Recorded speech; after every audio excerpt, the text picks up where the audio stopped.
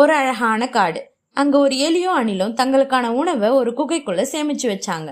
அது 2 பேரும் பாதி பாதியா பிரிச்சு சாப்பிட்டுக்கிட்டு வந்தாங்க. கொஞ்ச நாள் கழிச்சு 2 பேருக்கு இடையிலயும் நீ அதிகமா சாப்பிட்ட, நான் அதிகமா சாப்பிட்டேன்னு சண்டை வந்துச்சு. அதனால அவங்க சிங்கராஜா கிட்ட நியாயம் கேட்க போனாங்க. 2 பேரையும் விசாரிச்ச சிங்கராஜா 2 பேருமே உண்மையதான் சொல்றாங்கன்னு தெரிஞ்சுக்கிட்டாரு. அதனால சிங்கராஜா இவங்களுக்கு ஒரு போட்டி வைக்க முடிவு செஞ்சாரு. எலிக்கும் அணிலுக்கும் ஒரு ஓட்டப்பந்தயம் வச்சாரு. யார் அந்த மரத்தை போய் முதல்ல தொடுறீங்களோ அவங்களுக்கு தான் உணவு முழுக்க வழங்கப்படும்னு சொன்னாரு. ஆனா ஒரு நிபந்தனை, 2 பேரும் பக்கத்துல தான் ஓடணும். ஒருத்தர் முந்தி ஓடுனா இந்த உணவு முழுக்க காட்டு விலங்குகளுக்கு பகிர்ந்து கொடுக்கப்படும்னு சொன்னாரு. இதை கேட்ட எலிக்கும் அணிலுக்கும் ஒரே அதிர்ச்சி.